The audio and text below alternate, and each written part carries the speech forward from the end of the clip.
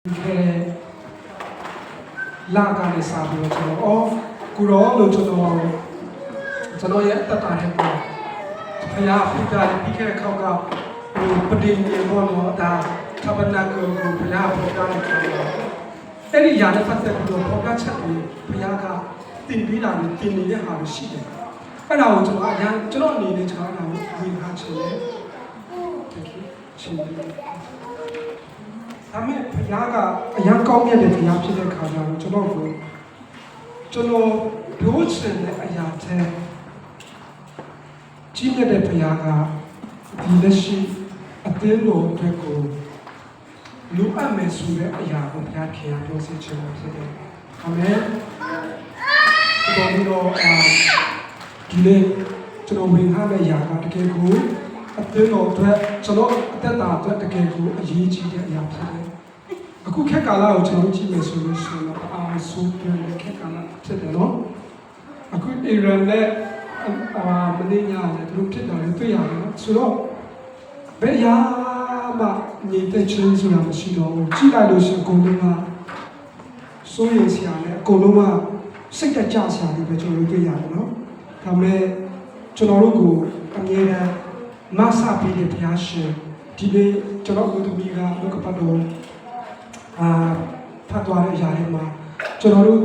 ကွယ်ကာရာကြောင့်ကျွန်တော်တို့ခိုးလို့ရရဲတိုက်ကထောက်တော်ဘုရားရှင်နဲ့ဖြစ်ပါအာမင်။နေ့စဉ်တိုင်းမှာဒီဘုရားနဲ့ကျွန်တော်တို့သက်ရှင်နေဆိုလို့ရှိရင်ကျွန်တော်တို့ရဲ့သက်တာထဲမှာတကယ်ကို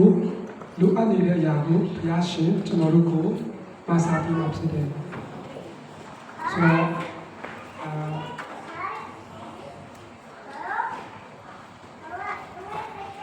ခုကျွန်တော်တို့ဒီတစ်ခါဒီမိတ်ဆွေတွေတော့ကျွန်တော်မသိဘူးညီကိုတွေကျွန်တော်မသိဘူးကျွန်တော်ရဲ့တက်တာမှာဆိုလို့ရှိရင်ဒီတစ်ခါကတော့တော်လေးတော့စိတ်ခေါ်မှုတွေရှိတယ်အလုပ်ချိန်တွေလည်းတအားများတယ်အဲ့ဒီကြားထဲမှာယာတိဥတုတွေကလည်းမိုးတွေအရွာ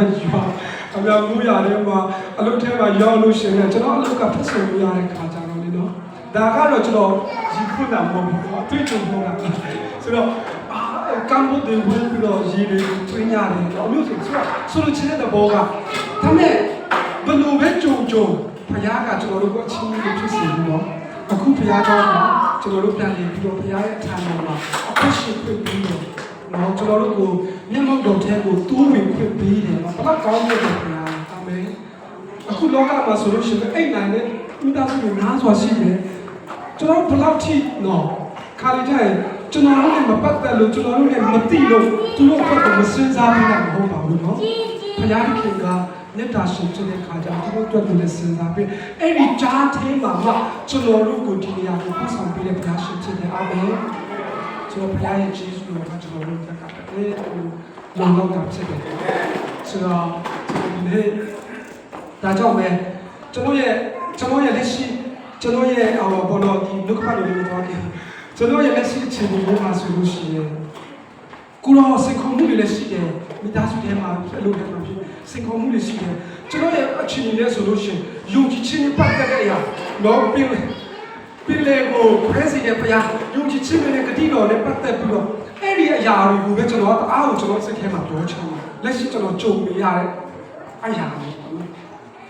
လက်ရှိဘုရားပေါ်ပြတဲ့အဲ့ဒီတေးတော်နဲ့ပတ်သက်ပြီးတော့ဒီအရာတွေကိုကျွန်တော်ပြောချင်တယ်ဒါပေမဲ့ဘုရားကကျွန်တော်အခုမပေးဘူးကျွန်တော်ဘယ်တော့ပဲပြောချင်ဘုရားအခုမပေးဘူးဘာကြောင့်လဲဆိုတော့လက်ရှိဖြစ်နေတဲ့အခြေအနေလေးမှာ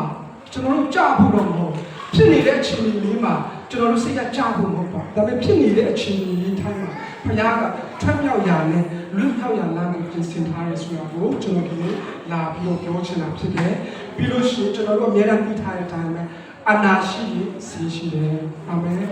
ကျွန်တော်တို့ရဲ့ဒီနေ့လူကပတ်တော်ဝင်ဟာမယ့်ရာကိုလည်းနည်းနည်းဟိုဖြစ်မယ်နော်ဒါပေမဲ့ကျွန်တော်အာမခံပါတယ်ဆုံးအောင်နားထောင်ပြီးလို့ရှိရင်တကယ်ကိုနှလုံးသားထဲမှာဝိညာဉ်တက်ကူကဖျားဖြစ်စီမှာဖြစ်တယ်ပြီးရင်ကျွန်တော်တို့လည်းပြင်ပြီးတော့မြင်လာမယ်ဆိုတာကိုကျွန်တော်အာမခံပါတယ်ကျွန်တော်အသက်တာထဲမှာလည်းဒီလူတဲ့အရာဖြစ်တယ်ကျွန်တော်တို့အားလုံးကဒီလူတွေပဲဖြစ်တယ်အာမင်ဒီနေ့ဆိုလို့ရှိရင်ပို့ပြီးတော့ကျွန်တော်တို့ဝမ်းမြောက်ရမယ့်အရာကMarch ပထမနေ့ရက်တော့ဆိုတော့ဘယ်လောက်ထိဒီနေ့ Latte ma, tu non vuoi capire. Culo di là, culo ne sa do latte. Di là ma mengla. Tu ma dia te no ka ta ji lu. Mengla. မင်္ဂလာဖြစ်စေသူရန်ပေါ်ကြတယ်ဟုတ်တယ်ကျွန်တော်တို့ကမင်္ဂလာနဲ့ပြည့်စုံတော်သူဖြစ်တဲ့အတွက်ကြောင့်မတ်လအတုဝေကနဲ့မင်္ဂလာနဲ့မင်္ဂလာစကားနဲ့လူဆက်ွယ်မင်္ဂလာစကားနဲ့ပြောမယ်မင်္ဂလာနဲ့ဝန်ခံမယ်မိသားစုအတွက်အလုပ်ကိုင်အတွက်အဆအရာရာအတွက်မင်္ဂလာနဲ့အစားပြုရင်ကျွန်တော်တို့တက်တာကလည်းမင်္ဂလာရှိတော်သူဖြစ်လာမယ်အာမင်ကျွန်တော်တို့ယုံကြည်တဲ့အတိုင်းကျွန်တော်တို့နှုတ်မွတ်တဲ့အတိုင်းကျွန်တော်တို့တက်တာမှာကြိုးရမှာဖြစ်တဲ့ဒါကြောင့်ကျွန်တော်တို့အစမှာကျွန်တော်တို့စားကြမှာနော်ဒါပေမဲ့ဒီနေ့လောကပတ်တော့ကျွန်တော်ဝင်ခါချင်တဲ့လောကပတ်တော့ကတော့နည်းနည်းဘဝရဲ့တက်တာပဲစိတ်ခေါ်မှုတွေဆိုကျွန်တော်ကိုယ်တိုင်လည်းသိတယ်ကိုတော့ခါပြီးတော့ဒီနေ့ council တွေကတိုင်ကောင်းတယ်ဒီ council ကကျွန်တော်တက်တာအရာကိုများတယ် council ကတစ်ခုလာလိုက်တော့ council ဒါပေမဲ့နည်းနည်းမရပြီအောင်လို့ရှင်ပေါလုရဲ့ဥဆောင်မှုတိုင်းနဲ့ရှင်ပေါလုရဲ့ကျွန်တော်လည်းဝင်ခါချင်ဘုရားခင်ကဒီຢာလေးနဲ့ဒီမှာရှိတော့ကျွန်တော်တို့ရဲ့တက်တာဒီမှာ MTC ပေါ်လို့ focus ကတော့ဒီမှာရှိတဲ့ကျွန်တော်တို့ MTC ကဆိုလို့တော့ဒီက focus ဖြစ်ချင်ပြောချင်တာဖြစ်တယ်ကျွန်တော်တက်တာပါတယ်ဆိုတော့ပါလေဆိုလို့ရှိရင်ရှင်ပေါလုရဲ့ legacy ရှင်ပေါလုကြောင့်လို့ဒီမှာအားလုံးကျွန်တော်တို့တည်ထားကြပြီပေါ့နော် Flesh in tone, flesh in tone. No. Atwitare masude, sorry. Tu masude su. Nah, jadi concept nó chán này. Ku masude su su itu juga concept yang khas. Kalau semua no, English solution, no pain, no gain. Ya. ခါလေးကြရင်ကျွန်တော်တို့ကဂိမ်းကူတော့ကျွန်တော်တို့တက်တာထဲမှာအောင်မြင်ခြင်းနဲ့လိုချင်တယ်ဝမ်းမြောက်ခြင်းနဲ့လိုချင်တယ်ပျော်ရွှင်ခြင်းနဲ့လိုချင်တယ်ဒါပေမဲ့ဒီ pain ကိုတော့ကျွန်တော်တို့မလိုချင်ဘူးဆိုတော့ဘုရားရဲ့နီလာနဲ့ကကျွန်တော်တို့ရမှာမဟုတ်ပါဘူးဆိုတော့ဒါလေးကိုကျွန်တော်တို့ပေါင်းချင်တယ်နော်ဒီဒါလေးတကယ်လို့ဒီ council လေးနဲ့ပဲခွင့်အားရပြီဆိုတော့ Okay ဒီနေ့ကဘုရားကျေးဇူးတင်တယ်ပြီးတော့ဒီလိုအချိန်လေးနဲ့ဆရာပါစတာနဲ့ပြုလုပ်တင်တာအားလုံးကိုလည်းကျေးဇူးတင်တယ်နော်ကျွန်တော်ရဲ့အချိန်လေးကြောင့်ဒီမှာရနိုင်လာတယ်ဘုရားရဲ့ကျေးဇူးရှိပါတဲ့ကြောင့်ဖြစ်ပါတယ်ကျေးဇူးတင်တယ်ဘုရားရဲ့ဘုရားထင်ရှားပါစေကျွန်တော်တို့ကတယောက်တစ်မျိုးစီကကျွန်တော်တို့ကဘုရားသခင်စင်ခိုင်းတဲ့အရာဘုရားသခင်ရွေးကောက်တဲ့အရာဘုရားသခင်ပြုပြင်ပေးတဲ့အရာနိလမျိုးစုံကိုလည်းဘုရားသခင်ကကျွန်တော်တို့ကိုကောင်းချီးပေးတယ်နော်ဒီထဲမှာမှကျွန်တော်စဉ်းစားတယ်တော့ကိုတော့တကယ်တော့ကျွန်တော်မြင်တဲ့ခါတိုင်းမှာတော့ကျွန်တော်ရဲ့မပြည့်စုံမှုတွေကိုမြင်တဲ့ခါတိုင်းမှာဘုရားကျေးဇူးတင်တယ်ဘုရားကျေးဇူးတင်ဘုရားသခင်ကသူကကျွန်တော်တို့မပြည့်စုံလို့ဘုရားကိုကျွန်တော်တို့ယူကောင်းတာပေါ့နော်ကျွန်တော်တို့မပြည့်စုံတာကိုသိရတဲ့ဘုရားကိုကျွန်တော်တို့ယူကောင်းလို့ပြောဆိုချက်တယ်ကျွန်တော်တို့တရားအဖြစ်ကြည့်မယ်ဆိုလို့ရှိရင်ကျင့်နိုင်တဲ့ပါချီဘုရားကိုကျွန်တော်တို့သူ့ရဲ့ကျေးဇူးကိုခံစားရအောင်ပါကျွန်တော်တို့မကျင့်နိုင်တာကိုသိပြီးတော့လည်းသူ့ရဲ့ကျေးဇူးကိုကျွန်တော်တို့ခံစားကြရဖြစ်တယ်ကျေးဇူးတင်တယ်ဘုရားကိုချမ်းသာပါစေဆိုတော့ဒီနေ့ရှင်ပေါလုရဲ့တက်တာကိုကျွန်တော်နည်းနည်းလေးဒီမှာအားလုံးသိထားပြီးဖြစ်တယ်ကျွန်တော်နည်းနည်းလေးဖြစ်ချင်းနဲ့ပြောမယ်လို့တော့ကျွန်တော်စိတ်ကတော့အဲ့လိုမျိုးစိတ်ထဲမှာရှိဒါပေမဲ့တရှိတော်ဝိညာဉ်တော်ဘုရားကျွန်တော်ခွင့်ပြုပါဝိညာဉ်တော်ဘုရားကဘယ်လိုပုံစံနဲ့ပြောရမလဲဘယ်လိုပုံစံနဲ့ဆင်ပြလို့ဆိုတော့သူကပဲဥစ္စာပါဖြစ်တယ်ဆိုတော့ရှင်ပေါလုရဲ့တက်တာခေါင်းဆောင်မှုကိုကျွန်တော်တို့ကြည့်လိုက်တဲ့အခါမှာနော်ရှင်ပေါလုရဲ့တက်တာကကျွန်တော်တို့ရဲ့တက်တာကိုလည်းကြည့်လိုက်မယ်ဆိုလို့ရှိရင်မွေးကလေးကခေါင်းဆောင်ဖြစ်ဖို့အတွက်မွေးလာတာဖြစ်တယ်ဒီလိုမျိုးကျွန်တော်ပြောတဲ့အတွက်ကြောင့်ကျွန်တော်တို့အားလုံးကခေါင်းဆောင်ဆိုတာမဟုတ်ဘူးကျွန်တော်တို့တစ်မျိုးစီမှာခေါင်းဆောင်ဖြစ်နေကြတယ်နော်တချို့ကမိသားစုထဲမှာ ကလေးတွေကိုဥဆောင်တဲ့ခေါင်းဆောင်ဖြစ်တယ်တချို့ကအလုပ်ကိုင်ထဲမှာခေါင်းဆောင်ဖြစ်တယ်တချို့ကဖခင်ရဲ့ ministry ထဲမှာခေါင်းဆောင်ဖြစ်တယ်တချို့က community မှာခေါင်းဆောင်ဖြစ်တယ်ဆိုတော့ခေါင်းဆောင်ဖြစ်တာလည်းလို့ပြောတာနော်ဆိုတော့ခုနကပြောသလိုတိုက်ရှိရေးလို့လည်းခေါင်းဆောင်ဖြစ်တာပေါ့ဆိုတော့နေရာတိုင်းပေါ့ကျွန်တော်တို့မှမကြည့်ရဘူးတကယ်လို့တိုက်ဆိုင်တယ်ခုနကဆိုချင်တာကပြောချင်တာကခေါင်းဆောင်ဆိုတဲ့ကျွန်တော်တို့မွေးကလေးကခေါင်းဆောင်ဖြစ်ဖို့မွေးတယ်ဆိုတာကျွန်တော်ပြောချင်တာဖြစ်အထူးသဖြင့်ဖယားခရစ်တော်အဖြစ်မွေးလာပြီဆိုရင်လည်းကျွန်တော်တို့ခေါင်းဆောင် born to be lead တဲ့ကျွန်တော်ဆိုတယ် we are born to be a leader we are born to be lead ကျွန်တော်တို့ကမွေးကလေးကခေါင်းဆောင်ဖြစ်တယ်ဒါဆိုလို့ရှိရင်ခေါင်းဆောင်က okay ခေါင်းဆောင်ဆိုတဲ့စကားလုံးကအရန်ပြီးတော့လှပတယ်အရန်ပြီးတော့မြင့်သက်စရာဖြစ်ပေမဲ့လည်းဒါပေမဲ့ခေါင်းဆောင်ဆိုတဲ့အခြေအနေခေါင်းဆောင်ဆိုတဲ့အရာကိုကြည့်လိုက်လို့ရှိရင်တော့စင်ခေါ်မှုတွေရများတယ်ပေါ့ညာကျွန်တော်တို့ဒီကားစုအတွက်ခေါင်းဆောင်လုပ်တဲ့စီးပွားရေးလုပ်တဲ့အမျိုးမျိုးမှာခေါင်းဆောင်ကျွန်တော်ဖြစ်တယ်ဒါပေမဲ့ခေါင်းဆောင်လို့ပြောလိုက်ဆိုလို့ရှိရင်စင်ခေါ်မှုများတယ်အတိုက်ခိုက်များတယ်နာကျင်မှုတွေများတယ်ဝေဖန်မှုတွေများတယ်ခက်ခဲမှုတွေများတယ်နော်ဒါခေါင်းဆောင်ပဲဒါဆိုလို့ရှိရင်ကျွန်တော်တို့တက်တာထဲမှာအဲ့ဒီအရာတွေနဲ့ရှိနေတယ်အဲ့ဒီအရာတွေနဲ့ကိုရင်ဆိုင်နေရတယ်ဆိုလို့ရှိရင်ငါထားလိုက်ကျွန်တော်တို့ခေါင်းဆောင်တယ်ပဲနေရတာစိတ်ခေါ်မှုတွေရှိမယ်အချုပ်ချယ်မှုတွေရှိမယ်ဖိနှိပ်ခြင်းတွေရှိမယ်အမျိုးမျိုးပေါ့နော်ဆိုတော့ကျွန်တော်မေးချင်တယ်ဒီမှာရှိတဲ့ညီကိုတွေကျွန်တော်တို့မိသားစုတွေညီကိုတွေတက်တာမှာရောစိတ်ခေါ်မှုတွေရှိလားလို့မမေးချင်ဘူးရှိတယ်ဆိုတော့ကျွန်တော်ယုံတယ်ညာ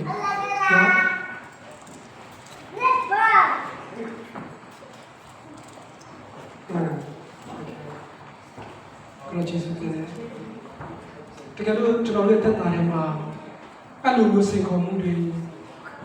ကြုံရတယ်နာကျင်မှုတွေကြုံရတယ်ခက်ခဲမှုတွေကြုံရတယ်ဆိုလို့ရှိရင်ဒီနေ့ဘုရားပတ်တော်ကတင်နေကျွန်တော်ဖြစ်တယ်အာမင်ဒီနေ့ဘုရားပတ်တော်ကတင်နေကျွန်တော်ဖြစ်တယ်ခေါင်းဆောင်မှုဆိုတဲ့ခါတိုင်းကနာကျင်မှုရှိတယ်ဆိုတော့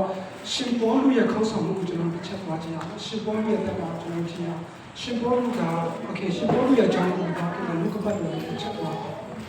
နိဂောခန်းကြီးစနေNicole Kandisani, going to chapter 12, verse 2 Corinthians.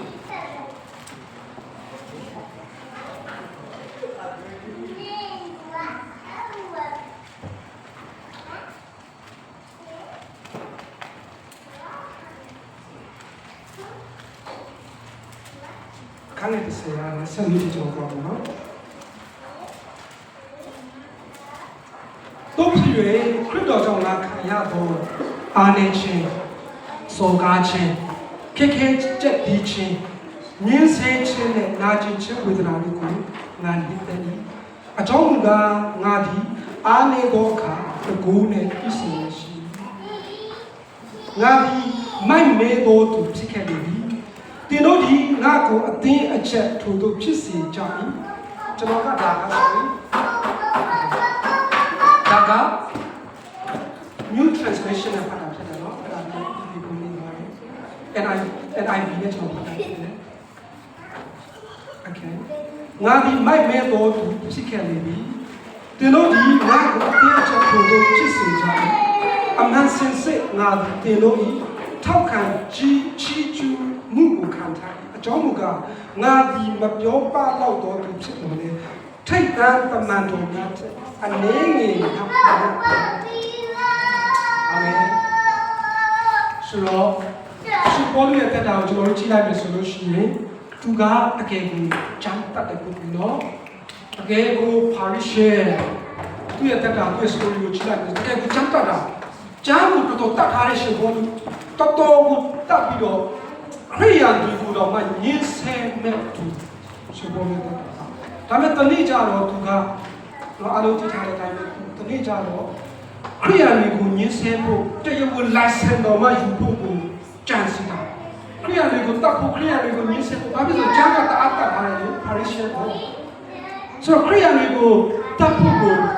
လိုက်စံတော်မှယူပြီးတော့ဒမတ်စကတ်မြို့ကိုသွားတဲ့လမ်းမှာဘုရားရဲ့တကူတော်နော်တနည်းအားဖြင့်ပြောမယ်ဆိုတန်ရှင်တော်ဝိညာဉ်တော်ရဲ့အလေးထားတန်ရှင်တော်ဝိညာဉ်တော်ရဲ့တကူနဲ့သူ့ကိုတူချစ်သွားတာချင်းအဲ့ဒီအလင်းကသူ့ရဲ့မျက်စိကိုတွေ့စီတယ်အဲ့ဒီအလင်းကသူ့မျက်စိကမမြင်တော့ဘူးသူအရန်တော်တယ်အရန်တော်တယ်မျက်စိကိုမျက်စိကွယ်တော့ဘာဖြစ်လဲ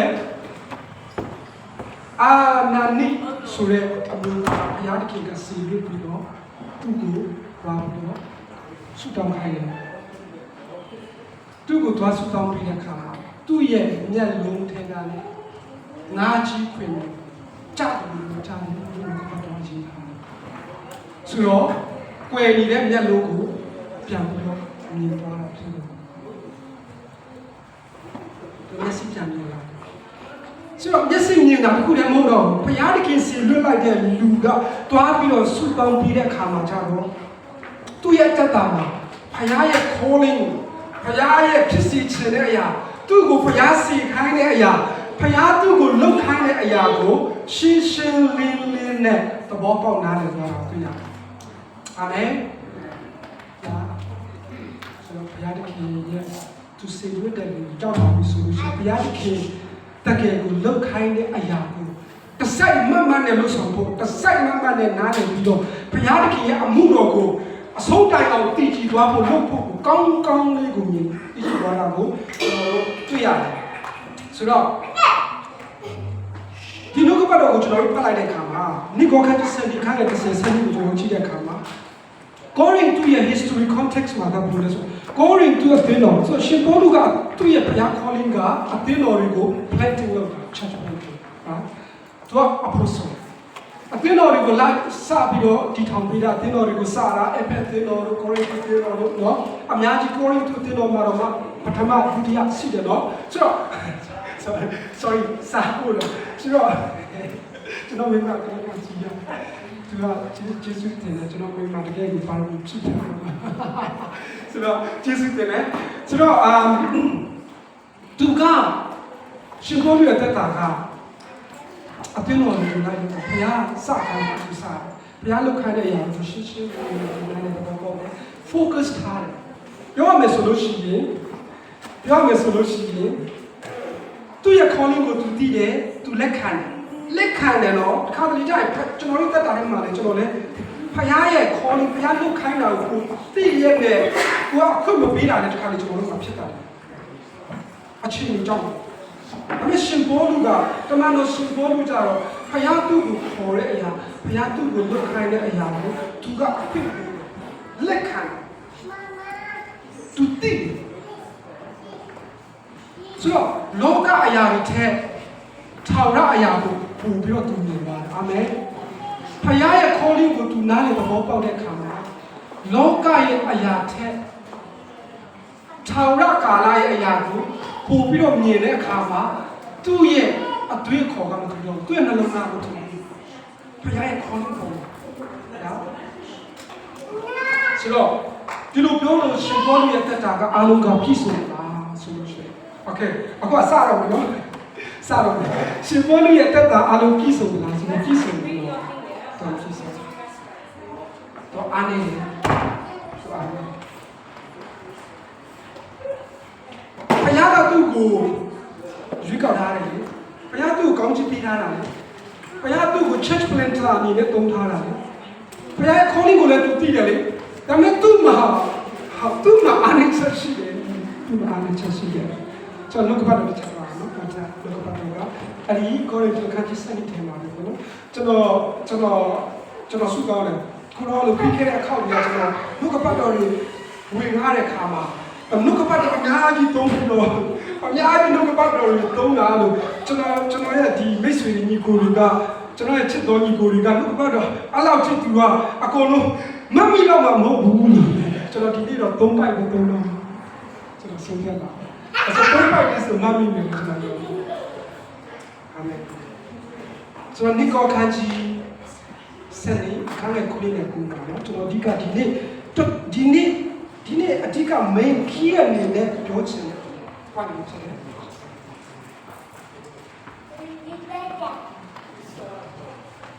ဆိုတော့ကျွန်တော်ကဒီဟာကnew translation နဲ့ဖြစ်တယ် King James နဲ့ဟုတ်နော်ဆိုတော့ငါခံရတော့ဗျာဒိတ်တော်ဒီအလွင်ထူးရတော့ကြောင့်ငါမထောင်လားစီရငါဤကိုယ်ကာရောက်ထင်တယ်စူးတစ်ခုကိုပြီး၎င်းမှာငါမထောင်လားစီရငါကိုထုံးနေသည့်စာတန်ဤစေတမန်ဖြစ်၏ဤကိစ္စနဲ့ပတ်သက်၍၎င်းကိုငါထံမှာဖေရှားပေးပါလို့ကြောင့်တခင်ဘုရားထံ၃ချိန်တိုင်အောင်ငါပေါင်းလျှောက်ခဲ့၏သို့တော့ကိုရောကငါဤကျေးဇူးတော်ကိုတဲ့တော်မူတော့ပြီအကြောင်းကငါဤတကူ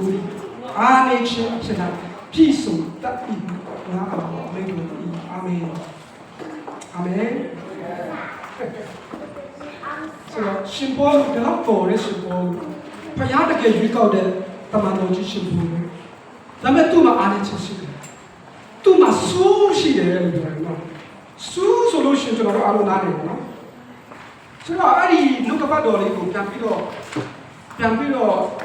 ဘာသာပြန်ခင်မှာရှင်ပေါလုရဲ့အဲ့ခုနကိုရီတို့တင်တော်မှာခုနအခန်းကြီး7အငယ်10မှာသူရေးထားတာသူ့ကိုလက်မခံကြဘူးနော်ဘာဖြစ်လို့လဲကိုရီတို့အတင်းသားတွေကရှင်ပေါလုကိုလက်မခံဘူးသူ့အတင်းသားတွေသူ့လက်မခံသူ့ရဲ့အားနည်းချက်ကိုမြင်တဲ့အခါမှာသူ့အတင်းသားတွေထဲမှာလည်းအတင်းတော်ထဲမှာလည်းဖြစ်နိုင်တယ်အတင်းသားတွေကလက်မခံတာလည်းရှိတယ်ရှင်ပေါလုတက်တာလေသူ့ရဲ့ history context မှာကျွန်တော်ချင်းတဲ့အခါဘာကြောင့်လဲသူ့ရဲ့မပြည့်စုံမှုတွေသူ့ရဲ့လိုအပ်တဲ့ချက်တွေသူ့ရဲ့အကျင့်စရိတ်တွေဘယ်လိုရှိမှာပေါ့လဲနော်အဲ့ဒါကိုကြည့်ပြီးတော့ကောရိန္သုအတင်းသားတွေကလက်မခံဘူးအဲ့ဒါကိုအဲ့ဒီခုနခန်းကြီးစံဒီအငယ်30စံဒီမှာတွေ့ရတယ်ဆိုတော့သူ့ကိုရှင်ဘောလူကိုလက်မခံတဲ့အတင်းသားတချို့ရှိတယ်ဘာဖြစ်လို့လဲရှင်ဘောလူကိုလိုက်နိုင်ရှင်တခြားသောတမန်တော်တွေနဲ့နိုင်ရှင်ခုနကတော့ပြောတာနော်တခြားသောဖယားအတွက်ကိုတမန်တော်လုပ်တဲ့တမန်တော်တွေနဲ့ကိုလိုက်နိုင်ရှင်တဲ့ခါကျတော့သူရဲ့တက်တာတွေမှာအားမရလိုက်နိုင်ရှင်နဲ့ဆိုတော့ပြီးလို့ရှင်တဲ့ရှင်ဘောလူကသူကစကားကအပြောကမကောင်းခက်ဖြစ်ဖြစ်ပဲပြောတာပြောမကောင်းဘူးလူများကြိုက်အောင်ဆွဲလာအောင်လို့ဒါတော့ကျွန်တော်တို့လည်းအမေတို့ကပတ်ပေါ်ရတယ်စပီကွန်တက်ရတယ်ဆိုရှင်ဘောလူကပြောကောင်းလို့ပြောတာဆိုတော့မကြိုက်တဲ့ချက်တွေကိုကြည့်မယ်ဆိုလို့ရှိရင်အသင်သားတွေကမကြိုက်တဲ့ချက်ကိုကြည့်မယ်ဆိုလို့ရှိရင်ရှင်ဘောလူကအများကြီးတွေ့ရတယ်ပြီးတော့တွေ့ချင်တွေကိုကြည့်မယ်ဆိုလို့ရှိရင်သူကဆင်းရဲတယ်လေလူရဲ့မြင်မှာဆင်းရဲတယ်။ညပြပြောမယ်ဆိုလို့ရှိရင်လက်လုံးလက်စားပဲဖြစ်လို့ရှိရင်အဲ့ဒီຢာတွေကိုအားလုံးကြည့်လိုက်တဲ့အခါမှာကအသင်သားတွေကသူ့ကိုအားမရဘူးမကြိုက်ဘူး။ဒါပေမဲ့ဘုရားသခင်ကသူ့ကိုသုံးတယ်။ဘုရားသခင်ရဲ့ခေါ်လေးကိုသူကောင်းသဘောပေါက်တယ်။ဘုရားသခင်ရဲ့ရွေးနှုတ်ခြင်းကိုကောင်းလေးသူသဘောပေါက်လို့ရှိတော့လို့ခုနကျွန်တော်ခန်းကြီးစနစ်ခုန30နဲ့စနစ်ကိုဖတ်မယ်ဆိုလို့ရှိရင်တွေ့ရတာဖြစ်တယ်။တခြားသောတမန်တွေနဲ့မလူမသားပါတကယ်လဲဆိုလို့ရှိရင်ရှင်ပေါလုကအရာကိုအားကြဖို့သဘောကောင်းတယ်။အပြောမကောင်းတာတခုပဲဒါပေမဲ့သူ့ရဲ့ခန်းကြီးစနစ်ကိုအစနဲ့ကျွန်တော်ဖတ်သွားမယ်ဆိုလို့ရှိရင်သူမြင်တဲ့ဓာတ်တွေယူပါတော့ချင်းချင်း။ဒါပေမဲ့လူတွေမမြင်ဘူးလူတွေကသူ့ရဲ့အခြေအနေသူ့ရဲ့အခြေအနေပဲချင်းโอเคဆိုတော့ခုနနိကောခန်းကြီးခုနခန်းနဲ့ပြန်ပါသူရတဲ့ဓာတ်တွေကအလွန်ထူးမြတ်သောကြောင့်ငါမထောင်လွားစေရန်ပြောလာပြီနော်ငါမထောင်လွားစေရန်ငါဤကိုယ်ကာယထဲ၌စူးတစ်ခုကိုပေးတယ်ဘာကြောင့်ပေးတာလဲမထောင်လွားစေရန်ကျွန်တော်တို့တက်တာထဲမှာတခါတလေတမျိုးစီမှာထောင်ပါတာထောင်ပါတဲ့မာနရှိတာလို့ဆိုလို့ရှိရင်ဘုရားကဆူထည့်ပြီး ကျွန်တော်ဒီနေ့အဓိကဘုန်းချင်တဲ့ချစ်တော်ညီကောင်မောင်နှမတွေကိုကျွန်တော်အဓိကမြင်စေချင်တဲ့အရာကျွန်တော်တို့အသက်တာထဲမှာမိမိကိုယ်ကိုမှန်ကိုကြည့်ပြီးတော့မြင်တယ်လို့မျိုးမြင်စေချင်တဲ့အရာကရှင်ပေါလုရဲ့တက်တာမှာရှိတဲ့စူးကိုပဲမြင်ဖို့ကိုကျွန်တော်ပြောချင်တာမဟုတ်ဘူးကျွန်တော်တို့ရဲ့ကိုယ်တိုင်ထဲမှာဖခင်ကဘာစူးထည့်ထားတယ်ဆိုတာကိုမြင်စေချင်တယ်ဖြစ်တယ်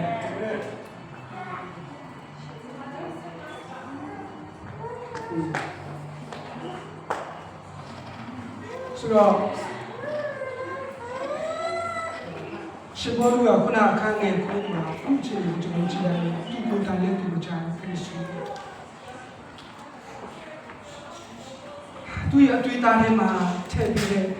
စုကိုသူမကြိုက်ဘူးမကြိုက်လို့လည်းသူစုတောင်းလို့ရစီကိုစုတောင်းလို့ please 3 times သုံးခါနောက်တဲ့အချိန်ကိုထုတ်ပေးပါဆိုပြီးတော့သူတောင်းတယ်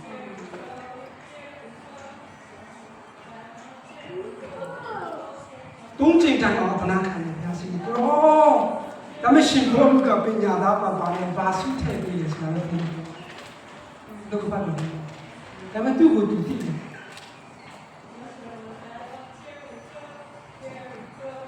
ကျွန်တော်တို့ကခုနအစ leadership တွေဖြစ်တယ်ကျွန်တော်တို့ council လုပ်သူတွေဖြစ်တယ်ကျွန်တော်တို့ဘုရားရဲ့တူးတက်ခြင်းလုပ်သူတွေဖြစ်တယ်ဒါပေမဲ့ကျွန်တော်တို့ဘုရားကစူးကိုတရားပြီးပြောမယ်ဆိုအားနည်းချက် okay ရှင်ပေါလုမှာလည်းဘုရားကအားနည်းချက်ကိုပေးတယ်လို့ဒီမှာရှိတော့ညီကောင်မောင်နှမကျွန်တော်တို့တူးချင်းစီတိုင်းမှာလည်းအားနည်းချက်ဘုရားကကိုစီပေးတယ်လက်ခံပြီးလက်ခံပြီးဆိုတော့ရှင်ဘောလူကသုံးချိန်တိုင်တော့ဗာဒီစုကိုထုတ်ပေးပါလားကိုဒီစုကိုထုတ်ပေးပါလားသုံးချိန်တိုင်သူတနာခံတယ်သူစုတောင်းတယ်ဒါပေမဲ့ဘုရားထုတ်ပြီးလည်းမထုတ်ပေးဘူးလို့ဘုရားသိတယ်လို့ဘုရားကျွန်တော်တို့ကိုယ်ပဲဘုရားကအစလည်းဒီလိုဆုံးလည်းဖြစ်တယ်ဒီလောက်သူကအတိညာပေါ်တဲ့ရှင်အဖို့ဆိုကြီးတမန်တော်ကြီးရှင်ဘောလူနော်ကျမ်းစာတတ်တဲ့သားကိုပန်းတတ်တဲ့လူမျိုးထုတ်ပြီးလားမထုတ်ပေးဘူးဆိုတော့ဒါပေမဲ့ scholar တွေကလိုက်ပြီးရှာဖွေတဲ့လူတွေကသူ့ရဲ့စုကိုခံမရနေတဲ့သူက research လုပ်ပြီးတော့သူတို့ရှာဖွေတဲ့အခါမှာဘယ်လိုလုပ်ပြောတယ်ဆိုလို့ရှိရင်ရှင်ဘောလူရဲ့အာနိချက်ကတဲ့သူရှာဖွေတဲ့အခါမှာကောင်းကင်ဝေဒနာအမြင်အာရုံကိုအနှောက်ယှက်ပြီးတဲ့ယောဂလို့ထင်ကြီးပြီးကြတယ်။ဒါရှင်ဘောလူကိုယ်တိုင်တော့ပြောဘူး။သူက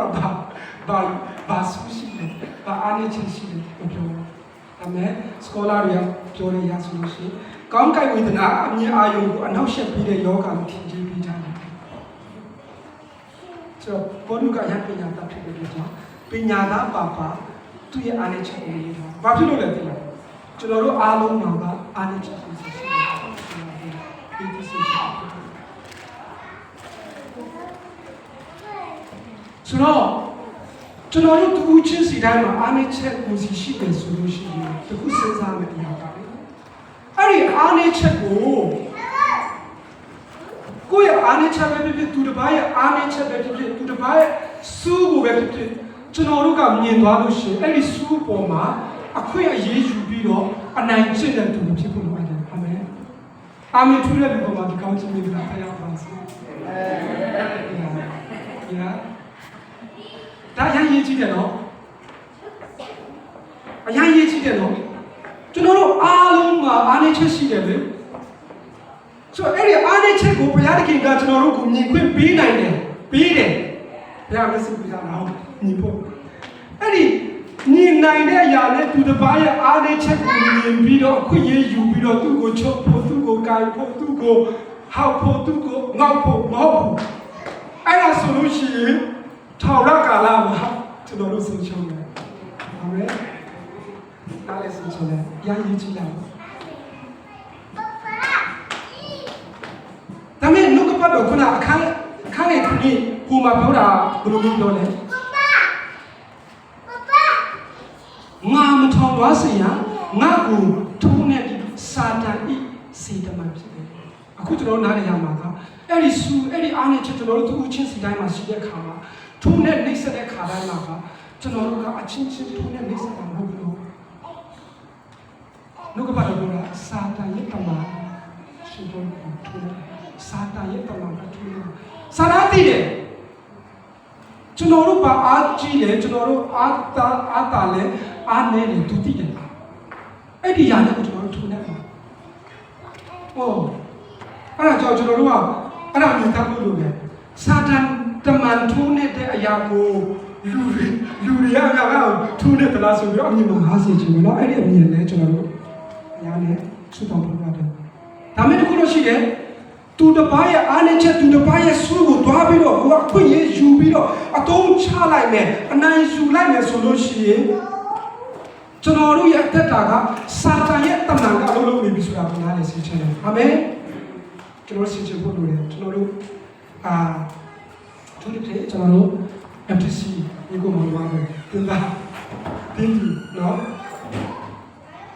ဒါနားလည်သိချင်ဒီຢာလေးတွေကိုနားလည်မယ်ဆိုလို့ရှိရင်နံပါတ်1ကျွန်တော်တို့ရဲ့အထက်မှာဘာဆူရှိတယ်လဲဆိုတာကိုတိုင်းမြင်ဖို့ပါတယ်နံပါတ်1ကျွန်တော်မှာဘာအားနည်းချက်ရှိတယ်လဲအားနည်းချက်ကကျွန်တော်တို့ဖခင်ရဲ့အကြံစီထဲမှာကိုရှိနေတာဘာကြောင့်လဲခုနကအရှင်ဘောလူပြောပြီးပြီသူမဝါကြွားသွားအောင်လို့သူပြောတယ်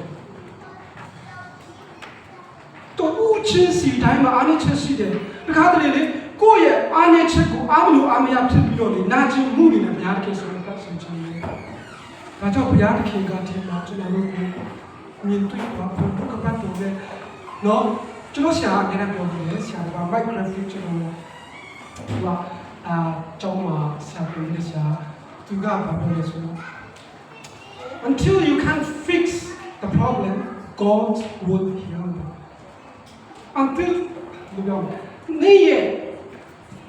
နာကျင်တဲ့အရာအားနေတဲ့အရာကိုမပြုတ်ဖြစ်မမြင်နိုင်သေးတဲ့ကတော့ဘုရားကလာပြီးတော့မပြောက်သေးစေဘူး။ညာဆို healing ကိုပေးချင်တယ်ဘုရားကကျွန်တော်တို့ကို healing ကိုပေးချင်တယ်။ခါလေးကျရင်ကျွန်တော်တို့ worship လုပ်တယ်။ဒါပေမဲ့လည်းနာကျင်မှုတွေပြီးနေပြီးတော့နာကျင်ခြင်းတွေနဲ့ချီးမွမ်းနေတာမျိုးဖြစ်နိုင်တယ်။ဘုရားကကျွန်တော်တို့ကိုလူမြောက်ခြင်းနဲ့ကျွန်တော်တို့ညမောက်ပေါ်လို့ယေရှုကိုလူချင်းပေးပါဘုရားကျွန်တော်တို့ကိုတွားစေချင်တယ်ဒါပေမဲ့ပြီးခဲ့တဲ့ဘက်ကကျွန်တော်ကိုဟိုလူကဒီလူပြောကျွန်တော်ရဲ့ဒီဟောအဲ့ဒါလေးကိုခံစားပြီးတော့မယ် worship လို့ no ဒါဆိုလို့ရှိရင်ကျွန်တော်တို့ဒီအရာကိုကျွန်တော်သဘောပေါက်ဖို့လိုတယ်။နာချမှုတွေနဲ့ကျွန်တော်တရားဟောနေတဲ့အသက်တာမှုနဲ့ဘုရားခင်မလို့အပ်ဘူး။မချိနာမှုတွေနဲ့ဟောနေတဲ့ဟိုတရားကိုထောက်မဲ့ဟာလို့လည်းဘုရားခင်မလို့အပ်ဘူး။ဘုရားကျွန်တော်တို့ကိုကမောနာချမှုတွေရှိတယ်။ဒါပေမဲ့အဲ့ဒီပုံမှာဘာဆင်းရှိတယ်။ဘယ်အရာနဲ့ကုမလဲ။လွတ်မြောက်ရလား။ဝမ်းမြောက်ရလား။လူကပါတော့ပါပဲ။ Where the spirit of the Lord is, there is freedom. ဝိညာဉ်တော်ရှိတဲ့နေရာမှာပုံပြောခြင်းရှိတယ်နော်ခုနနာကျင်မဲ့ထိုးနေမဲ့ရှင်ဘောလူတက်ကနာကျင်နဲ့ထိုးနေတယ်ဒါပေမဲ့သူ့ဖြစ်ပြီးသွားတယ်ဆိုတော့ကျွန်တော်ပြောချင်တာကဘယ်မှာလဲကျွန်တော်တို့ကလီဒါတွေဖြစ်တဲ့ပုံမျိုးရှိမှာဘယ်လီဒါပဲဖြစ်ဒီနာကျင်မှုတွေရှိမယ်ဆူတွေရှိမယ်အာဏာချက်တွေရှိမယ်ဘယ်တော့မှအခွင့်အရေးယူပြီးတော့အဲ့ဒါနဲ့သူတစ်ပါးကိုနိုင်နေဖို့အဲ့ဒါကိုမြင်ပြီးတော့သူ့ကိုကျွန်တော်တို့ကသူ့ရဲ့အနာဂတ်ကိုပြင်ပြီးတော့မြင်နိုင်တယ်ကျွန်တော်တို့လက်ရှိကြုံတွေ့နေရတဲ့အခြေအနေကလောစာတာကတော့ပြောမယ်လေစာတာကတော့ဟာဒီလူတွေကြောက်သွားပြီဒီ FTC တင်းတော်တွေကအမျိုးမျိုးပြောလာမှာပဲလေနော်ဆိုတော့ဒီ FTC တင်းတော်အမျိုးမျိုးဖြစ်မှာပေါ့ကျွန်တော်လည်းအထုံမျိုးမပြောတာဒါပေမဲ့သိချတာတစ်ခုကလေဖခင်ရဲ့အကြံစီကလက်ရှိအခြေအနေကိုဖခင်ပြင်တာမဟုတ်လာမဲ့အနာဂတ်မှာဒီ FTC ကြီးဘယ်လိုဖြစ်လဲဆိုဖခင်ကြိုးပြီးဆိုတော့ဘယ်တော့မှသူတစ်ပါးရဲ့စုအားနည်းချက်ကိုခွင့်ရမယူဘူးကျွန်တော်ထပ်မံပြီးသတိပေးချင်တယ်အရေးကြီးတာကမိမိကိုယ်တိုင်ကိုမှစုရဲ့စုကိုတွေ့သွားပါမိမိရဲ့စုကိုမြင်ဖို့စာတန်ရဲ့တမန်ကိုတော့မှဖွင့်ပြီးကျွန်တော်ပြောချင်တယ်ဆိုတော့ရှင်ဘောလူရဲ့တက်တာကသူကနာကျင်လားနာကျင်တယ်ဒါပေမဲ့သူကခံသွားတယ်ကျွန်တော်တို့တက်တာထဲမှာအခုကျွန်တော်အပိချင်တယ်ဘေးစီစဉ်ထဲမှာရောက်နေတဲ့ကျွန်တော်မသိဘူးကျွန်တော်မြင်နေပြောတဲ့စီစဉ်ထဲမှာနာကျင်တဲ့သူလည်းဖြစ်နိုင်တယ်မခွင့်လွတ်နိုင်တဲ့နေရာလည်းရှိနိုင်တယ်နော်ဘုံမကိုမလွတ်ချတဲ့ဖြစ်နိုင်တယ်ကျွန်တော်မသိဘူးမိမိကိုမိမိသိနေတယ်ဘယ်အရာကဆွေးရောက်လို့ဖြစ်စီတယ်မိမိရဲ့တွားရမှာ ဘယ်ရာကမလို့ချမယ်ဒီမိကိုမိပြန်ပြီးရှင်းတယ်အဲ့ဒါဆိုလို့ရှိရင်နာကျင်ခွင့်ကိုခါတလေကြရင်လေနာကျင်တာကိုသိတယ်ကျွန်တော်ကတော့ဆက်ပြီးတော့ပဲခံလိုက်ပါလို့ပဲကျွန်တော်ကတော့အားပေးချင်တယ်။ဘာကြောင့်လဲဟာကျွန်တော်ကဘာလို့ဆက်ခံခိုင်းတာလဲလို့ပြောကြတယ်ဒါပေမဲ့ဆက်ခံရတဲ့အကြောင်းရင်းရဲ့နောက်ဆက်တွဲကကျွန်တော်သိထားလို့ဖြစ်တယ်။အာမင်။ဘုရားသခင်ကဆက်ခံရတဲ့အကြောင်းရင်းရဲ့နောက်ပဲကကြုံသိပြီးသားဖြစ်တယ်။ဒါကြောင့်ဆက်ခံရတဲ့ခါမှာတိတ်ပြီးတော့ဒီမတိုင်ဘူးပဲ။တိတ်ပြီးတော့ပစပ်မဟာနေခံရကျွန်တော်ဒီခါလေးကြနည်းနည်းလေးခံရတဲ့ခါမှာနည်းနည်းလေးနာကျင်တဲ့ခါမှာအားကျွန်တော်ကနည်းနည်းရှင်မိတော့တတ်တယ်ဘုရားအားချောင်းညင်ညင်လေးပဲမိတော့ခံပြပြတာအဲ့ဒီရဲ့နောက်ပြန်မှာဘုရားခင်ရှင်လာတဲ့ချက်ရှိတယ်နော်ဉာဏ်ကြီးကြည့်တယ်နော်ရှင်ဘောတော့ဘာလို့နာဂျေစုကsorry ဘုရားခင်ကရှင်ဘောတော့ဘာလို့နာဂျေစုဒီအာမင်ဘုရားကသူ့ဆုထုတ်ပြီလားထုတ်ပြီနာဂျေစုဒီဘုရားကတိထားပြီဘုရားကြီးရဲ့ဂျာစီကကျွန်တော်တို့ကိုမွေးကလေးကကျွန်တော်ဒီလိုဖြစ်မယ်ဆိုတိထားပြီယာအဲ့ဒါကိုလေဘုရားကြီးရဲ့ဂျေစုဒီငါဖို့လောက်တယ်ဆိုတာကိုကျွန်တော်တို့နားမလည်လို့လေနည်းနည်းလေးဆုကဆွာပြီးခံရတယ်ပို့ပြီးတော့ပြန်ပြီးတော့သူ့စုကိုလည်းပြန်ဆွာချင်တဲ့စိတ်တွေပေါ်သွားတယ်ဒါနားမလည်ဘူးဒါပေမဲ့ဒီလိုကပတ်တော့ဒီတိလာတဲ့ခါမှာကြာရင်ကျွန်တော်တို့ရှိတယ်ဒီပြည့်တဲ့ပါတော့တူပြီးတော့ရင့်ချက်တော့အဲ့ဒါခန္ဓာရည်ရှိတဲ့အဲ့ဒါတိတ်ပြီးတော့တိတ်ပြီးတော့ညာသူတပားရဲ့အားနဲ့ချက်တွေကိုလိုက်ပြောတော့တဲ့အသက်တာဖြစ်တော့ကျွန်တော်ဖွင့်ပြပြောမယ်လို့ကျွန်တော်ဒီတင်းတော်အားလည်းကျွန်တော်ယုံကြည်ထားရတယ်ယုံကြည်ခြင်းတွေနဲ့ဘုရားသိပါရမယ့်ခြင်းတွေဖြစ်လာတယ်လူမြောက်ခြင်းတွေနဲ့လည်းချီးမွမ်းရမယ့်ခြင်းတွေဖြစ်လာတယ်ဝမ်းမြောက်ခြင်းတွေနဲ့လည်းအထူးကလှုပ်ဆောင်ရမယ့်ခြင်းတွေဖြစ်လာတယ်အဲ့ဒီအရာတွေကိုမရောက်အောင်လေခုနပြောတဲ့ဒီအရာလေးတွေနဲ့ပဲခင်ဗျားပြောပြီးတိုင်ပိုင်းနော်ကျွန်တော်လည်းပဲပြောချင်တယ်။ဒါကြောင့်ဒါလေးတွေကိုနားလည်စေချင်တယ်။ဘာကြောင့်လဲ။စူးဆိုတဲ့အရာကဘယ်တော့မှကြီးတဲ့အရာမဟုတ်ဘူးနော်။စူးကတည်းကညာ။ဒါပေမဲ့ဒါနာချင်တယ်နော်။အထူးသဖြင့်ကျွန်တော်တို့ sensitive ဖြစ်တဲ့နေရာမျိုးမှာစူးတော့ပုံနာတယ်။ညာ။လက်တဲ့ဂျာလီတွေမှာနာလိုက်အထူးသဖြင့်မျက်လုံးလေးဆိုကျွန်တော်မျိုးသမီးဆိုနေကားလေးမှာနေရင်းနဲ့ကိုကမျက်လုံးထဲမှာအဖက်ဝင်တာကျွန်တော်လည်းအားလုံးစစ်တတ်တယ်နော်သူ့ကမှပဲနော်ကျွန်တော်ရှာပြီးလို့သူ့ရှိဆူတော့ကြည့်လိုက်လို့ရှိရင်တိတိလေးတော့ဘာမှမဟုတ်တဲ့ຢာလေးဒါပေမဲ့အားနာချင်ရတယ်နော်ခါလေးကျွန်တော်တို့ရဲ့တက်တာလေးမှာကျွန်တော်တို့ရဲ့မပြည့်စုံခြင်းကလည်းတိတိလေးတွေပဲဒါပေမဲ့အဲ့ဒါအားနာချင်ရတယ်နော်ဒါပေမဲ့ကျွန်တော်အခုဖြေကားပြောချင်တယ်ဘုရားကြီးထုတ်ပြီးမှမဟုတ်ဘူးဘုရားထုတ်မှမဟုတ်ဘူးထုတ်ပြီးမဲ့လူတွေလည်းသွားပြီးတော့ဒီနားမှာသွားရှာမနေနဲ့ခါလူကြရင်ကိုစုကိုနားလည်းပြီးတယ်ကိုစုကိုလည်းခါပါလုပ်ပြီးတော့အပြည့်တဲ့လူတွေသွားရှာရှာတယ်ရှာပြီးတာဒါမှမဟုတ်ရင်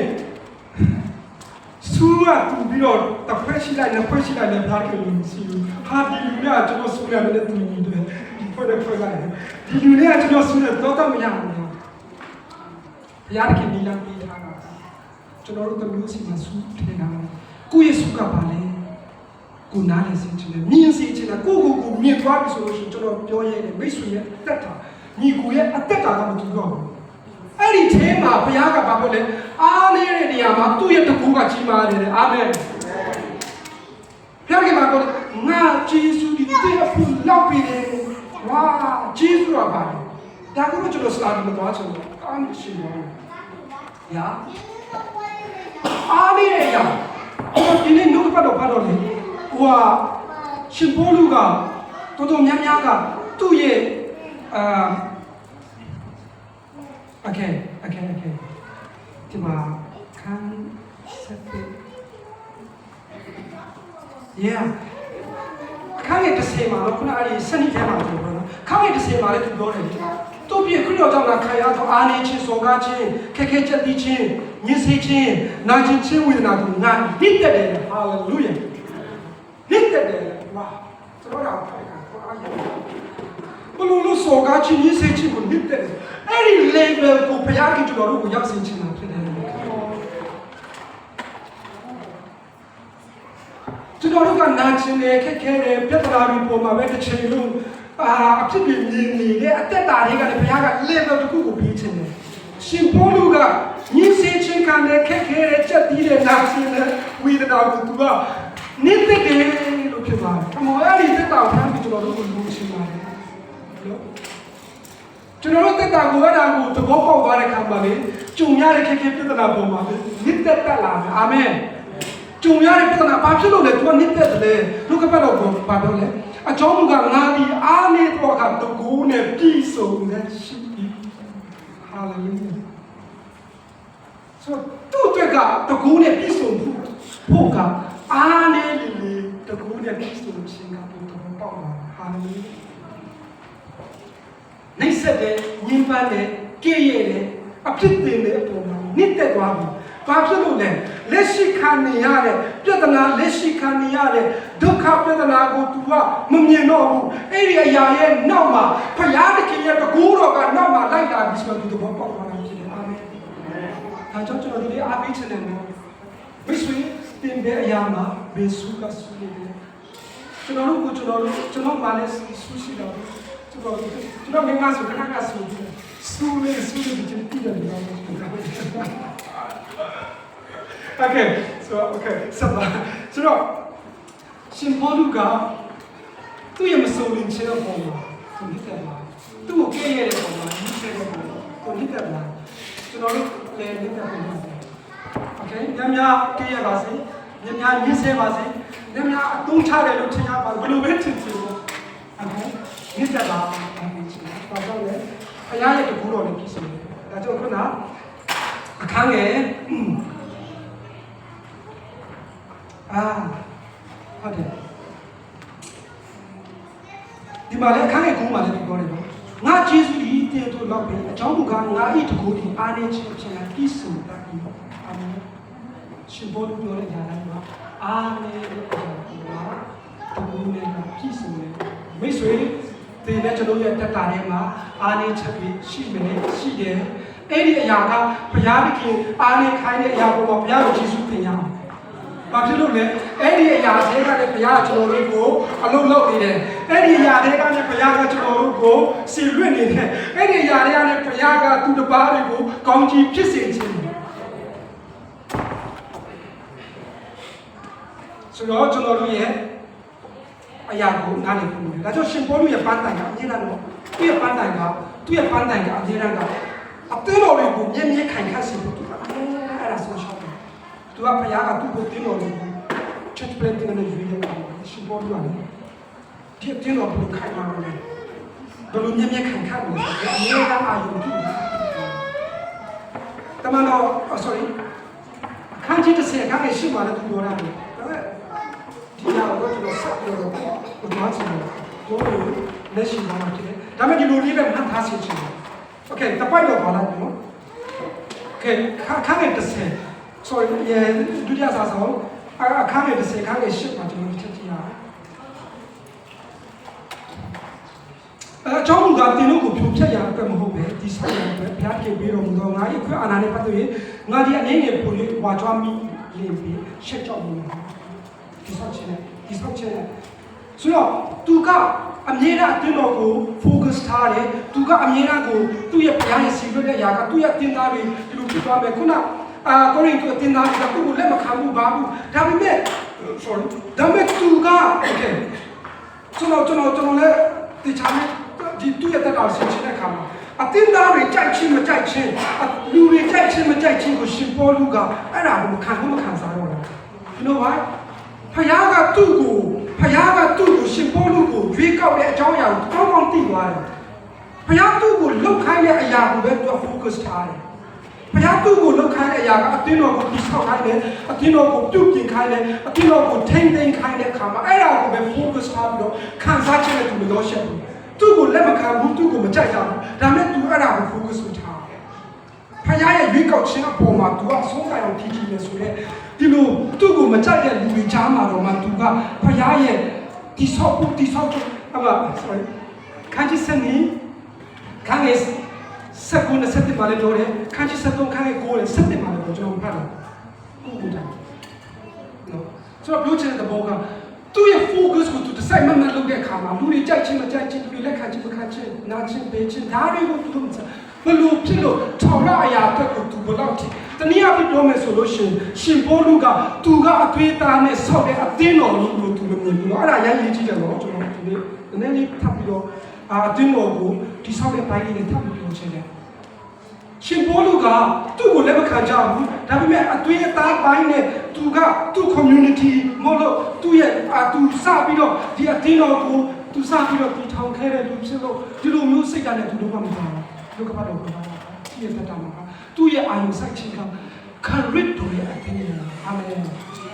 ခရစ်တော်ရဲ့အသင်းတော်ခရစ်တော်ရဲ့အသင်းတော်ဆိုတော့သူ့ရဲ့အသင်းတော်မှာဖြားနာတဲ့ခါမှာသူ့ရဲ့အသင်းတော်မှာဒုက္ခရောက်တဲ့ခါမှာသူ့ရဲ့အသင်းတော်မှာညီတက်ခြင်းနဲ့မရှိတော့တဲ့ခါမှာသူ့ရဲ့အသင်းတော်မှာ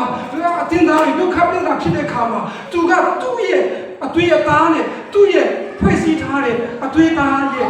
အဖွဲ့အစည်းလိုမျိုးအတင်းတော်လိုမျိုးသူမမြင်တော့သူမြင်တွေ့လိုက်တာကခရစ်တော်ရဲ့အတင်းတော်ကျွန်တော်တို့ခရစ်တော်ရဲ့အိမ်ကဖြစ်တယ်နာချင်ရတယ်အဲ့ဒီလိုမျိုးနာချင်တဲ့ခါမှာသူကအတင်းတော်ခံစားချင်ခရစ်တော်ရဲ့ထောင်ရအရာကိုသူမြင်တဲ့ခါမှာခရစ်တော်ရဲ့ plan ကိုသူမြင်တဲ့ခါမှာဘယ်တော့မှအသွေးသား community ဒီလိုမျိုးတွေနဲ့လည်းသူကအချင်းအကုန်ဆုံးချင်းဖယားရဲ့အတင်းကိုဖြစ်တော်မူနာချင်အောင်သူဆိုင်တာအတင်းသားတွေကိုလည်းသူတည့်မှာဖြစ်လာဒါကြောင့်သူကပြောတယ်ဖယားရဲ့ဘောဓိပါဝါနဲ့အကန့်အသတ်တဲ့အရာတွေကောင်းကောင်းဒါကြောင့်ကျွန်တော်ဒီနေ့ပြောချင်တာကဖယားတခင်ကကျွန်တော်တို့ကိုဥက္ကဋ္ဌနေရာဖြစ်တဲ့ခန့်နဲ့နော်ကျွန်တော်တို့ကိုမျိုးပေါ့နော်ဧဝံဂေလိဆရာဖြစ်တဲ့ခန့်နဲ့ပါစတာဖြစ်တဲ့ခန့်နဲ့တကယ်တော့ကျွန်တော်မျက်စိချင်းကျွန်တော်တို့ရဲ့တတ်နိုင်ခြင်းကြောင့်ကျွန်တော်တို့ပြည့်စုံနေလို့ကျွန်တော်တို့မှလည်းအားနည်းချက်တွေများစွာရှိတယ်။ဒါမဲ့ဘုရားသခင်ရဲ့အကြံစီတော်ကထာဝရနဲ့ပတ်သက်တဲ့အသင်းတော်ကိုတည်ဆောက်ခိုင်းနေတယ်ဆိုတဲ့အားနည်းချက်ချင်း။ထာဝရနဲ့တည်ဆောက်မဲ့ထာဝရအတွက်နိုင်ငံတော်အတွက်တည်ဆောက်တဲ့အသင်းတော်ကိုဒီမှာလူလက်နဲ့လုံလို့ရတဲ့အသင်းတော်ကိုလည်းဆောက်ဖို့ကျွန်တော်ထပ်မံပြီးတော့ကျွန်တော်ဒီမှာအောင်ချင်အဲ့ဒါကိုကောင်းအားကြောင့်ကျွန်တော်တို့မှာဆူရှိတယ်။ဆိုတော့နောက်ဆုံးတာမယ်။ကျွန်တော်ဆုံးတာမယ်။အော် yeah ဆုံးတာကိမှာ story လေးတစ်ခုပြောပြမယ်။နော်နည်းနည်းနာကျင်ချင်တယ်မှာလေ။ဘာလဲဆိုတော့ကျွန်တော်ဆရာကတစ်ခါပြောပြတယ်။အဲ့ဒီရာပါလေဆိုတော့ကျွန်တော်တို့အားလုံးသိကြတယ်ပလဲရတနာနော်ပလဲအယံတဖို့ရှိတယ်။တဖို့ရှိတယ်ပလဲ။ဒါပေမဲ့အဲ့ဒီပလဲတဖို့ရှိတဲ့ပလဲကမြန်မာလူစုကမာကောင်လေးတွေထွက်တာနော်။ဒါပေမဲ့ဒီကျွန်တော် focus လုပ်ချင်တဲ့တော့ oyster ထဲကနေထွက်တာနော်။ oyster နဲ့ပလဲရတနာ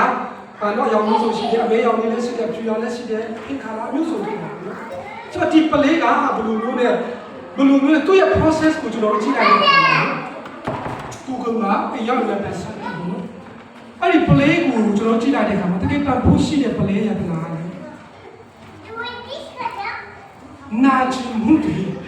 နာချင်မှုတွေနဲ့သူကညှို့နှံထားပြီးတော့ပလဲလေးဖြစ်လာတယ်ဆိုတော့တွေ့ရတယ်ဥပမာအနေနဲ့ပြောမယ်ဆိုလို့ရှိရင်အဲ့ဒီ oyster ရဲ့အထဲမှာတစ်ခါတလေ insect ပဲဖြစ်ခါတလေသေးလေးပဲဖြစ်အဲ့ဒီကမာကောင်ရဲ့အထဲမှာဝင်သွားပြီဆိုတာနဲ့သူ့ရဲ့အချွဲတွေကအဲ့ဒီအရာလက်ကတ်အချွဲတွေကလက်ကတ်သူ့ရဲ့အချွဲတွေကကတ်အချင်းတွေကြာလာတဲ့အခါမှာနိဗ္ဗာန်ကြာလာတဲ့အခါမှာတန်ဖိုးရှိတယ်ပလဲလို့ဖြစ်လာအာမင်ကျွန်တော်ဝိညာဉ်မျက်စိနဲ့မျက်စိချင်းကျွန်တော်တို့ရဲ့တက်တာထဲမှာနာကျင်မှုဒါကြောင့်ကျွန်တော်စပြောတယ်ခံလိုက်ပါတန်ဖိုးရှိတဲ့ပလဲလို့ဖြစ်လာနာကျင်မှုတွေခံသွားတာအဲ့ဒီ oyster နဲ့ ကမာကောင်ကလေအဲ့ဒီသေးရဲ့ဝင်တာနာကျင်တယ်လေသေးကထဲမှာဝင်သွားတာဒါပေမဲ့အဲ့ဒီဟာကိုသူ့ရဲ့ချွေးပြီးတော့သူကကတ်ကြီးကြားလာတဲ့ခါမှာပလဲလုံးဖြစ်သွားတာညာကျွန်တော်တို့တတ်တာထဲမှာခံရတဲ့ပုံမှာဒါချင်းပေါ်လို့ပြောသူခံရတဲ့ပုံမှာသူချင်းတော့ပေါ်တယ်နော်တကူရှိတယ်နော်ဆိုတော့အနစ်သက်တယ်နော်ဒါကိုကျွန်တော်ပြောချင်တာ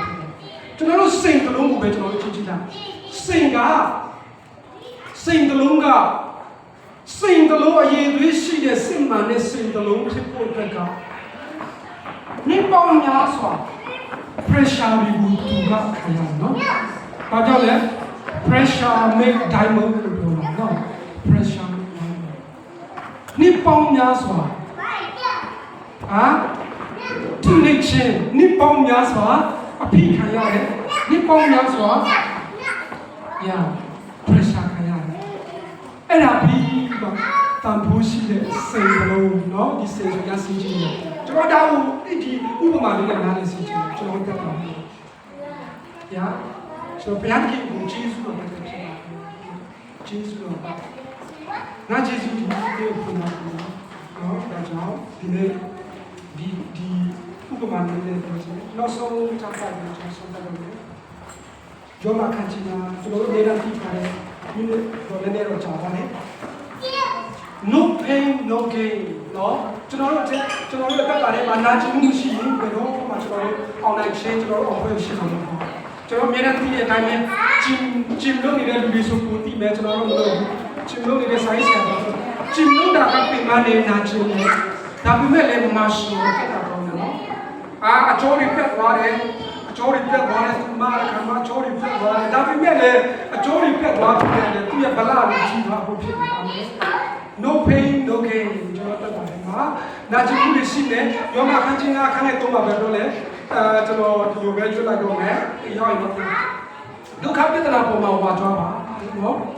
ဒုက္ခပြဿနာပေါ်မှာဝါကြွားတာဒီခန်းချင်းကိုပြုစုတတ်တယ်ဒီခန်းချင်းလေတဲ့တက်တဲ့ထင်ရှားခြင်းကိုပြုစုတတ်တယ်ဒီတက်တဲ့ထင်ရှားခြင်းလေမော်လေးခြင်းကိုပြုစုတတ်တယ်ဆိုတော့ဒီ knowledge နဲ့နောက်ဆုံးမှာကနောက်ဆုံးရဲ့ချက်မှာပါလေစိတ်တွေယူကြတော့ခက်ခဲနားမှာရှက်ကြောက်စရာအကြောင်းနဲ့ကိလို့ပဲပါလေဘုရားသခင်ရဲ့တရှိတော်ဝိညာဉ်တော်ဒီငါတို့စိတ်နှလုံးထဲကိုဝင်လောင်းတော်မူ၏အာမင်အာမင်ဒါဆိုလို့ရှိရင်ကျွန်တော်တို့ဆုံးနေတဲ့အားပေးခြင်းနဲ့ကျွန်တော်တို့ဘောလုံးတို့ကျွန်တော်တို့ရဲ့တက်တာကနာကျင်မှုတွေနဲ့ပြည့်နိုင်တယ်ဒါပေမဲ့ဘုရားသခင်ကအရန်ကိုကောင်းမြတ်တဲ့ဘုရားဖြစ်တဲ့သူရဲ့ကျေးဇူးတော်ကိုလည်းခံပါဒုက္ခပြဿနာရောက်နေပြီဆိုလို့ရှိရင်ခရစ်တော်နဲ့ဝါကြွားပါကျွန်တော်တို့ကယာကင်ကအဲ့ဒီထဲကလည်းဒီခံချင်တယ်ခါလေကျွန်တော်တို့တက်တာထဲမှာလေဒီခံချင်ရမ်းလို့ဆိုတယ်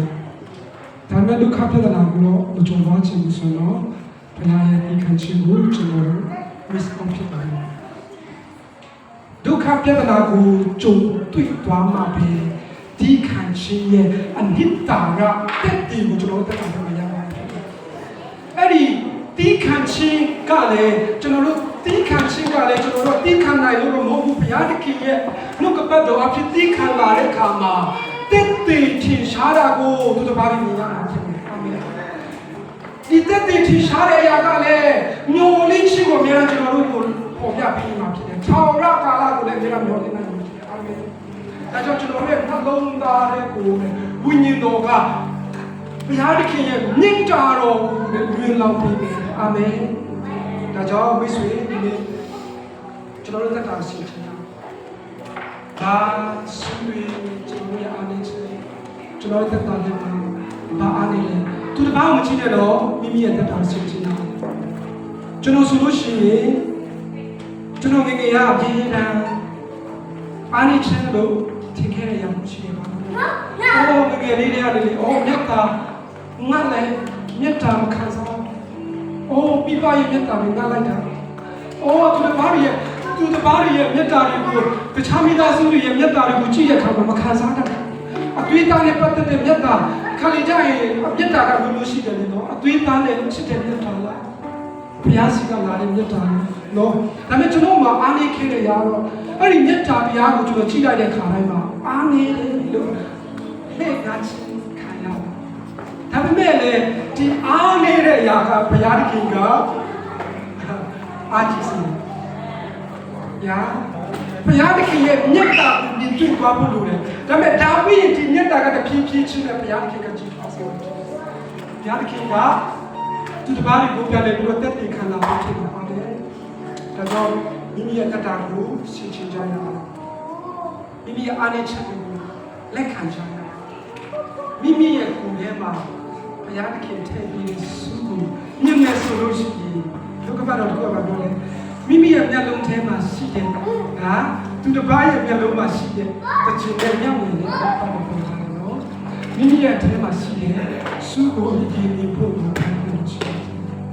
ဒါမှပဲစုတစ်ပါးမှာရှိတဲ့မျက်ဝင်ကိုမိမိရဲ့စုကိုမြင်ဖို့မိမိရဲ့စုအပေါ်မှာကိုဝေခံဖို့မိမိရဲ့စုအပေါ်မှာဘုရားသခင်ရဲ့ယေရှုတော်တာယူကျွယ်ဝတယ်ဆိုတော့ဝေခံစီခြင်းအဲ့ဒါဆိုလို့ရှိရင်အဲ့ဒါကိုကျွန်တော်တို့လက်ခံတဲ့အခါမှာဘုရားသခင်ကအဲ့ဒီအရာပေါ်မှာအားနဲ့ချက်ပေါ်မှာကျွန်တော်တို့ကို healing ပေးမှာဖြစ်တယ်အဲ့ဒီအရာပေါ်မှာကျွန်တော်တို့ကိုသိပေးမှာဖြစ်တယ်နော်ဒီကာလမှာဒီအရာလေးတွေကျွန်တော်တို့ကျွန်တော်ဒီလိုပဲဒီတော့ဆိုကျွန်တော်နာမည်ချစ်စီတိုင်းပေါ်မှာဘုရားသခင်တခါကောင်းချီးပေးပါစေ